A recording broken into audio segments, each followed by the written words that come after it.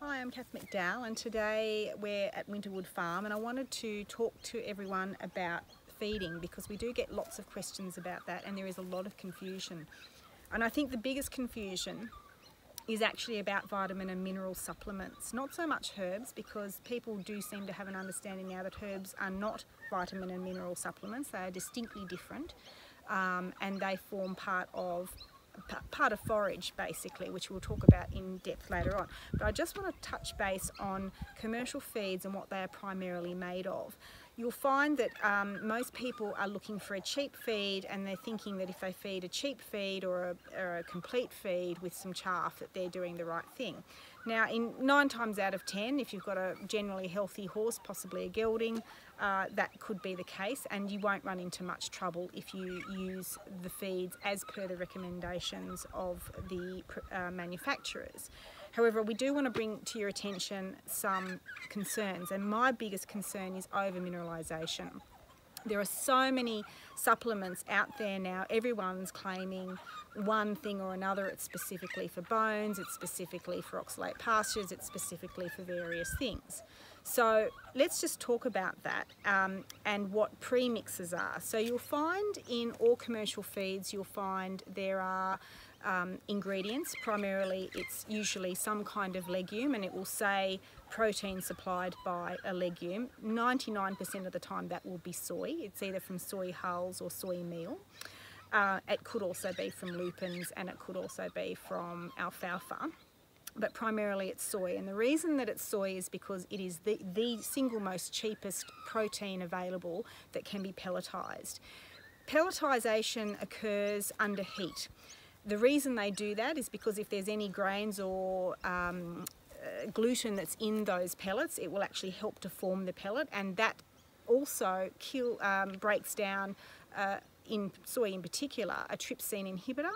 Trypsin is a enzyme which is produced by horses in their digestive system to break down protein into amino acids for bioavailability and obviously usability to make sure that that gets utilised for muscles, etc., and body functions. However, soy, with this inhibiting effect, it's called an anti-nutrient, and anti-nutrients are well known to have issues in terms of suppressing that enzyme, so it needs to be heat treated. Now there are debates as to whether or not it is an effective way of breaking down that particular inhibitor or anti-nutrient. So it's heated to 120 degrees, so the pellet comes out nice and hot, it looks firm, and then it's cooled, immediately cooled, and in the process of that heating you are also taking away any genuine nutrients that may have also been available along with the anti-nutrient. So what they then do is they add a premix to these processed feeds, and you'll find that most commercial feeds have got a specialised premix because they've had it analysed and the deficiencies from that particular processing has been identified, and so they put in a premix. Now the thing that I find the most fascinating is that most premixes are pretty well much the same. There's very difference in the values that are applied to each of those premixes. The other thing that's concerning me with those premixes, okay, so they've put the premix of those, whatever it is, selenium, that goes into that. You'll find that it's almost an identical premix that you'll find in your, say, your commercial blend of supplements that you might find in little tiny pellets. So you get a vitamin and mineral supplement. So you're feeding this, which has got a premix in it, and then you come along and you've got your special bone formula and you're putting that into the feed, and then you might have another feed that you'd like to feed your horse. That's also a balancer pellet or a complete feed. Add that to the mix, and before you know it, you've got this combination of feeds, all of them which have, and you're verging into toxic levels of vitamin and mineral levels. Now I want to bring that to your attention because you'll find on those vitamin and mineral supplements a warning. All of them have warnings. Do not overfeed your horse vitamin and mineral supplements because you can get toxic levels. And if you do any kind of Google researching, just look at what a toxic level of one vitamin mineral can give you. Selenium is probably one of the ones that I find most concerning because it is a residual vitamin. It gets stored in the body. It's it's a very, very minute mineral that's required for thyroid function and various other functions. But in high levels, it's quite toxic, and high levels do not have to be much. They do not have to be much off the level needed by the body in order to become toxic. Now, Australia, as you know, is known to have selenium deficiency, so you will find some basic feeds will have just selenium added for those reasons. Whether or not that's a good idea or not, I think you just need to be aware of those things. Another thing that I think Australians are very well aware of is the deficiency of magnesium in our soils.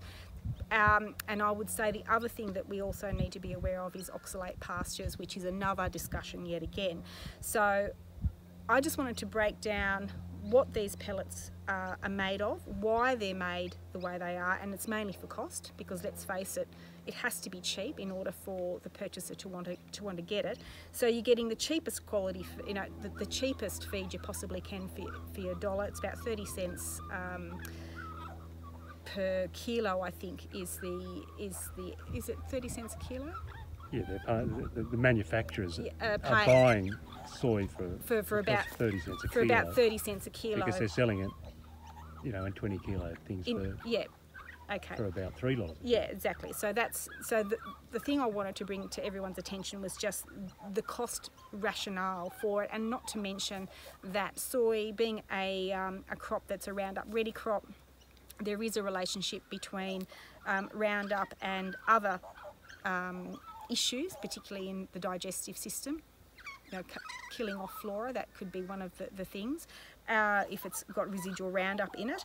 And the other thing we want to consider as well is the estrogenic qualities of soy. So you'll find that when I'm talking to people about very particular syndromes, whether or not they're mares that have got behavioural issues, horses with insulin resistant, or Cushing's horses, I'm very much against feeding any kind of soy to those horses because of the estrogenic influences, and certainly there is issues with that trypsin inhibitor, in my opinion, and you'll almost get an immediate improvement if you stop soy-based feeds in those horses' diets. Okay, so now let's talk about really good quality ingredients, and first of all the cost of really good ingredients. What I've got here is a pellet that we're making ourselves, and I'm feeding this to my horses. It's not a commercial product as yet, but it is something that we're thinking that is needed in Australia. So this type of pellet is a herbal one. It's got ingredients that we have found to be of great benefit to horses' well-being. There is absolutely no fillers in it. We haven't put a premix in it. We don't want to put a premix in it because what we want to do is try and work on the nutritional diversity in a horse's diet, which should be high in forage, and then very small amounts of peak nutrition. So peak nutrition to me is something that is a concentrated form, but it's got to be in a natural form. It's got to be like a superfood. So if you like, what I'm wanting to feed is a superfood that will just add that extra dynamic process to the digestive system, as well as get those essential vitamins and minerals that the animal needs. What's fascinating to me when I think about vitamin and minerals and what is, what the conventional science says, and this is where you'll get loggerheads and discussions. What is an appropriate level of vitamin and mineral? Well, there is definitely two schools of thought. You've got and I'll use the analogy of superphosphate, because this is how farmers have farmed in Australia, and they've degraded the land because of using superphosphates and of course overgrazing. So superphosphate, as everybody knows, seemed to be the magic thing back in the 70s and 60s and 70s, and everybody was putting super out on their land. And what ended up happening was they then got great big yields immediately. So this is what will happen if you've got a horse that you start giving a premix to. You might get an instant bloom. That's pretty normal, because there is deficiencies there. But once you've got that deficiency corrected, the body is pretty well self-sustaining, and we can just come in underneath that and then just forget about adding extra vitamins and minerals. We can just use something that's organic, where the body can be maintained long term. Now, I call that composting. So it's like a composting process in the digestive system. You need very little of a good ingredient, a quality ingredient to get that result.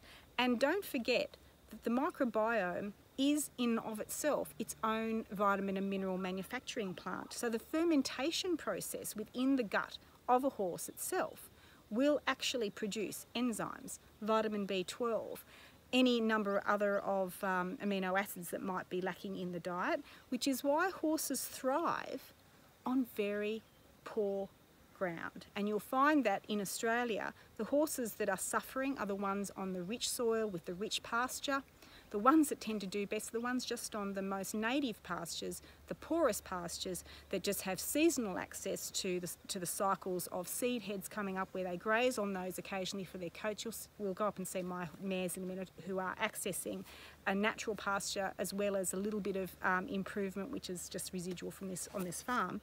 But you will find that that's all they really need. So I just wanted to talk about the superfood. Again, this is purely for horses that are in different situations. They're not out in pastures so much. They are performance horses, so this is why we want to supplement feed. And I understand that we need to supplement feed in those situations. So let's have a breakdown now of what that diet might look like. So this is an example of what I'm feeding the horses that I have in work. One horse is Hillwork, which if you've been following the Hillwork journey, we're rehabbing him. He's come from the south coast where he had paspalum toxicity, ergot toxicity, really bad skin issues, and of course midges and like a Queensland itch type of situation. And the high oxalates. And he also had a high oxalate pasture, so there was lots of things going on with that horse, which he needed to be relocated in order to do the rehabilitation. He's been with us about 2.5 weeks, so I want to show you what I'm feeding him and also my stallion. They do have slightly different diets and supplements because of what we're trying to do. So my stallion is a working stallion. He's doing breeding season as well as he's my horse that I for pleasure. So I train him, go to clinics and have a bit of fun. Hillwork I'm hoping to do a similar thing with, but we'll see how he goes. But he certainly is going to be a stallion for our mares. So let's have a quick look at, first of all, I just want to show you the paddock that they're in. They do have access to a general native pasture, which has got a combination of hairy panic and, you know, a little bit of microlena, stemators, wallaby grass, all that sort of stuff. that sort of thing. So and some phalaris and and a bit of ryegrass. Yeah, a little bit of rye. I mean, we haven't tried to do pasture improvement. A little bit of clover will come through in spring, but it certainly isn't a huge amount. And so that's the sort of pastures that we've got. We're in a good situation here for horses. It's granite country, well drained, and so it is probably out of all the sort of horse country that's available in Australia, where we are in the Central Tablelands, we've probably got one of the more ideal situations. So that does have to be taken into account with your feeding program. Now, I do take into account the fact that magnesium might be deficient and also selenium might be deficient. So let's think about selenium, and it's such a micronutrient. It's such a small requirement in the diet. In the essential, yes it is, but it's a small requirement. Brewer's yeast actually has a fairly high amount of selenium in it. Now that may be from a nutritionist perspective, oh, that's not enough to feed a mouse, but the fact of the matter is it something that has to be given every day? Do vitamin and minerals have to be given every day, or are they provided through the forage over a period of time? So this is where I talk about nutritional diversity. I was thinking about this last night. If you applied the same rationale to human beings as what we apply to horse health, why are we not, as human beings, being required by law, because let's face it, it's all got to do with, how much health we have if we're thinking about health. Why aren't we taking this, very specific amount of vitamins and minerals and being made to take them? I ask you that question because do human beings need that? No, we don't. Why do horses need that? They don't. They get their nutrition over a period of time through foraging and through a selection of diverse plants. And that is the key thing. And again, if they don't have access to the diversity like we've looked at here, and they've got extra demands on them through their nervous system and various other requirements, then we can use things like this. So conditioning horses. And this is a low GI diet too, by the way, because that's the other confusion that people have. those, you know, sweet feeds, too much molasses, those sorts of things. I don't like feeding molasses because there's too many horses these days with metabolic syndrome. So let's have a look at what horses actually do need.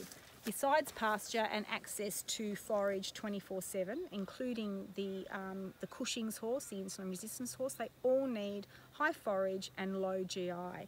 Now, I love this product. So this is actually a beet pulp. Now, there are several brands on the market. I can't avoid recommending a brand because this is the one I use. This is just your basic British horse feed Speedy Beet. It's the one I recommend in all my diets because from my experience, it works the best. It's the cleanest, it works really well, and for a stallion, stallions can, you know, like some horses, they like to crunch things, and if it's not fluffy, then you won't get your crunchiness going through it. So it's texture-wise, it's brilliant. So that's been soaked? This has been overnight? soaked. Yeah, it comes usually as a flake, but that's been soaked overnight. So and what's the nutritional benefits of Speedy Beet? Well, what's the purpose of it? It's purely just fibre. Yep. So it's got no nutrition. It's got a little bit of starch in there. Okay, so that's it, and that's perfect. And that acts as a prebiotic. So there's a couple of things that Speedy Beet does, and this is all on the label, you'll see it. It slows down transit time in the digestive system. If you've got a slow transit time, you've got a better fermentation in the gut. You're not actually letting any kind of grass go through to the hind gut so that you're getting that laminitis issue. So with slowing down the transit time, that's really critical, and with that you get better absorption and digestion of the things that horses do best, break down cellulose. We know horses are herbivores. They are excellent at breaking down cellulose. They are masters of extracting nutrition from almost nothing. And that is where I think people get very confused. And I know most people want to add something to their horse's diet because they want to make sure their horse is well fed. That is why supplements have become so popular in the horse world. Well, do they need them every day? Like I say, I don't think so. Let's go further. I like that. That, by the way, is a calcium-rich Well, let's feed. make up a mix while you're talking. Yeah, for one of my horses. Yeah. All right. So I use probably about half of that is going to go into one of these feeds. So the other thing I just want to break through what else we put in a feed. So that's a little bit of rice bran. That's a pelletized feed, but it's, you know, it used to come as a powder, but they now just pelletize it. I find rice bran just a basic addition to just add that extra bit of fat if you're trying to condition a horse. It's also proven that rice has a blood sugar capacity to regulate blood sugar, so it keeps it fairly steady. So you don't need to be too worried about feeding that sort of food because it's a low GI. It helps, and like I say, helps to regulate blood sugar. The other thing I like to feed for a bit of extra protein is copra meal. That depends on whether or not you have the need for that extra energy. I find it works quite well. Just pick a bit up and okay, so that's just, you know, there's quite a few brands, but I like a good quality brand, so make sure you pay for that extra good quality brand.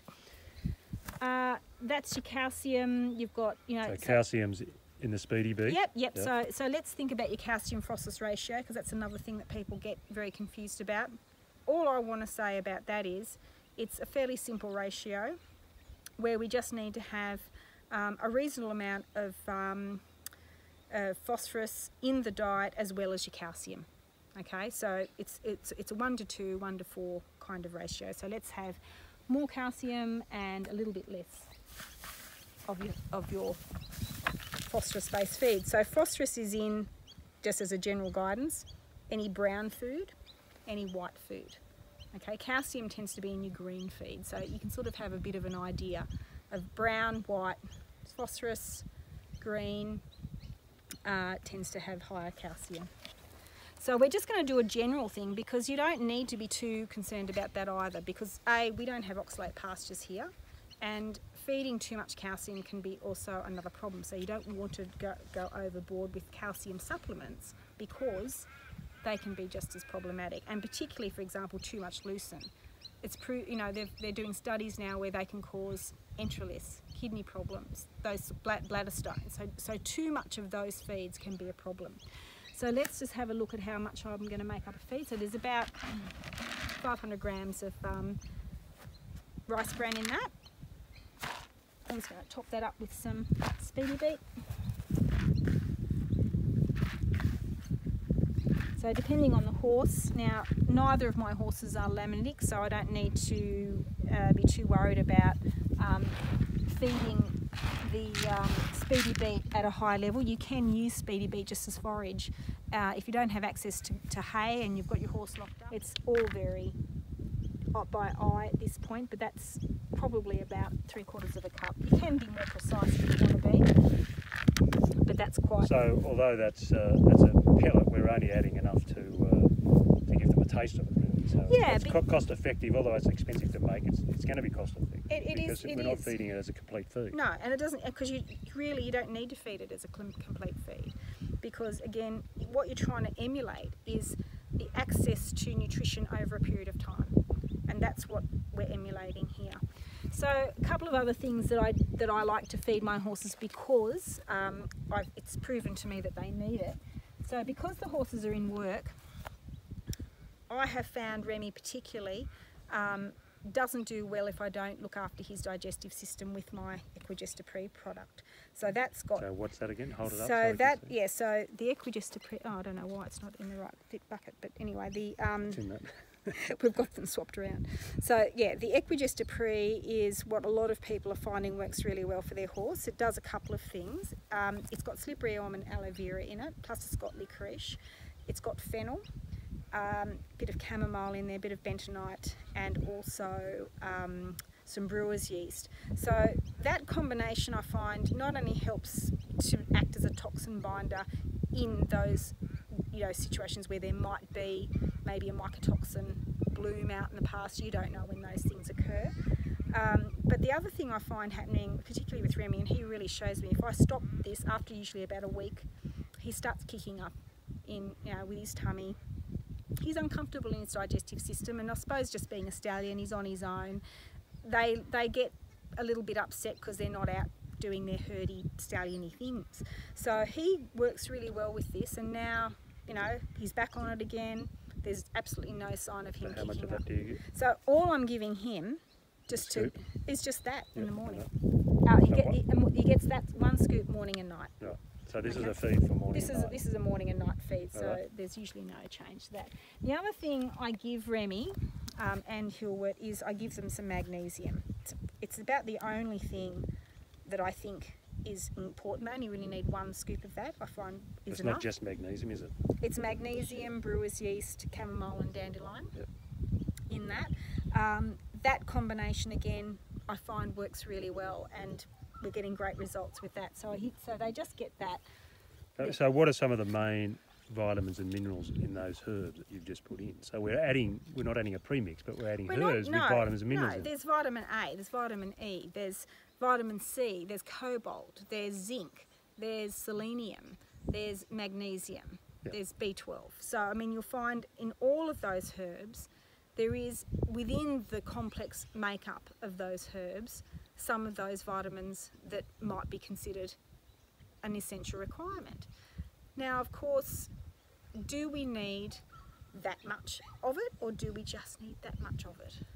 So I'm just saying you only need a small amount to get the effect that you actually need. Deficiencies, for example, with something like oxalate, that's a completely different science. We'll have another video on that one. Yeah, we'll do another video on that one. That's a completely different science where you've got oxalates robbing the system from the digestive system. And I'll just say this one thing about if you've got oxalate pastures, you need to feed your horse off the pasture. So if you're feeding a herbal diet like this, you have to put your horse, lock them up for 12 hours. So they get a nighttime feed and they get a morning feed. Okay, so that's a different thing altogether. And what else are we going to add? So the other thing I'm going to add to this, because... You're going to add the rosehips? Yeah, I'm going to add some extra rosehips because it's a very good kidney tonic, rosehips. Now, a lot of people give rosehips and they know about rosehips through another particular product that's in the market that's quite expensive. I use rosehips for the kidney function support that they provide. They act as they're high in vitamin C. You can soak them. if you soak them and they're soft, then you might get a little bit more, bioavailable. So this is just straight rose Yeah, hips? it's just straight rose hips. Not a patented product? It's not a patented product, it's just straight rose hips, and everybody likes feeding rose hips. Now the thing about it is, horses can break down cellulose. They can break it down really well. So you can make a tea up with this. You could soak it in your speedy bed if you wanted to make it, a little bit more softer and palatable if you thought that would work. I don't really worry about that anymore. I used to worry about it, but I don't find you need to. I think just popping it in there is fine. So the other thing I'm feeding at the moment, because I've got lots of tonics here, because we are using some herbs here for Hillwork, so I just want to sort of show you the sort of tonics. So I've got an allergy mix for Hillwork. And what specifically is that for? And we've got the Infecticlears. Is that for the midges? Yeah, so if we're thinking about getting his body to respond differently to a bite, we need to use what's called anti-anaphylaxis herbs. So that's what's in this one. I mean, your key herb for that is chamomile and also euphorbia, but also blood cleansing herbs. So we use a detoxifier to help get rid of the toxins and the metabolites that are building up in the body, and that's the Infecticlear. So the Infecticlear is something that we use in cases where there's systemic infection, lymphangitis, cellulitis, skin conditions that are really chronic, any kind of infective process that's in the body, you would use the Infecticlear for. And the Allergiga is something where we specifically use for skin conditions and allergic reactions. So they're the two that we would be using for Hillwork. So we're just going to use and just do, I'm giving, because Hillwork's a big stallion, I'm just going to give him 20 mils. 20 mils a capsule? Yeah, which is just a capsule. Now he's been on these so far for 3 weeks now, so he's starting to really... And we will do a little review of Hillwork's progress as well. Yeah. Now, because I felt that he really needed some support with his thyroid. So kelp is one of those herbs that we use to support thyroid function, and selenium, of course, as well. We definitely need to have selenium in the diet because of that, but not at toxic levels. So we've got the brewer's yeast, that's got selenium in there. We've got 2 lots of brewer's yeast, or 3 lots of brewer's yeast gone in there. You've got some from the Magnesium, some from the Equidista, and some from the pellet. That's enough, that's plenty. You don't need any more than that. Plus I've got blue flag and I've got kelp in there as well, and that's going to support that gut-brain axis through that hypothalamus, thyroid and adrenal axis. We need to get those endocrine systems working properly. So the conditioning tonic, which has been designed specifically for those sorts of rehabs, it's got alterative herbs and endocrine balancing herbs for the metabolism. So it's 60 mils. Yeah, it's 60 mils of that. Now you might think, gosh, that's not very much, but again, in my experience and as a herbalist, less is more. In fact, I've been in practice a long time now, and the more and more I work with herbs and the more I work with animals, the less is more is the absolute rule. Because if you're having to flood the system with nutrition or flood the system with anything, you're going to end up overloading it. Bodies take time to adjust, they take time to work. Everything is a very subtle process. Subtlety is what we need. And believe me, when you really start working with herbs, it's a quite gentle process that needs to take place. So that's that. I've also got the tendon and bone, and again, this is just something that I am going to use, even though we've got some millet and linseed in that pellet and we've addressed some of those omegas in there. I do want to feed the tendon and bone formula because Hillwork's an older horse. He needs it. So I'm just going to add some tendon and bone now to this mix, simply because Hillwork does actually need that extra support. And it will add an extra dimension to the feed in terms of silica. So to get silica, they need equisetum, they need a little bit of millet, and of course just any kind of feed like this. dry chaff is high in silica. Oat or wheaten chaff or anything? Well, this is a wheaten chaff, this one. Doesn't matter? Look, I think wheaten's my preference. I think it's a lower sugar even though, but you do have to make sure that it's a post-harvest chaff, not a pre-harvest chaff. So if it's a failed crop, that's not the one you need. Why? Too much seed? It's too much sugar. Yeah. So plus there'll be sort of residual plus grain in there. Plus residual grain. You don't want the grain, so you've got to make sure that it's unbearded if you're using wheaten. Okay, so let's have a look at this now. If you want to feed like I'm suggesting, and you're thinking, oh, I'd like to, use this pellet. Well, we're not manufacturing this pellet, but you can make up a similar feed at home by using the herbs that we do have online, and the hemp we've also got as well.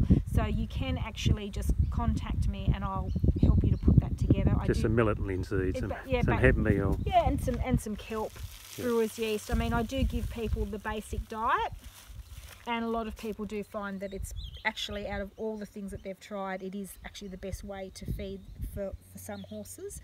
And I'm sure that there are a lot of people who get good results feeding other ways too. I'm not saying you don't, but I do tend to get a lot of people who say my horse is the best when they're on this kind of diet.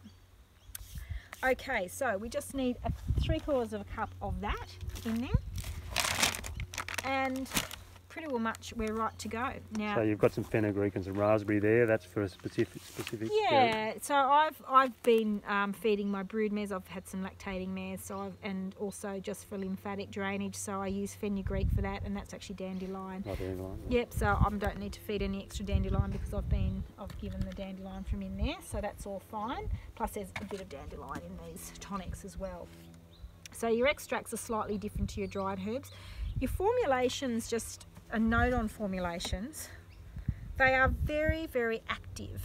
They seem to work on the microbiome, and this is the best way that I can describe to you how they seem to work, is that it seems to just nourish the gut, and the gut just works that bit better, and the ingredients in here seem to target tissue in a very particular way. So each of the herbs have an affinity for tissue, and that has a very simple process. So it improves either drainage, it improves kidney function, improves liver function in those ways. And I just want to point out that's another big difference between herbs which they're called tropho-restorative is the term you use when a plant has an affinity in a working system.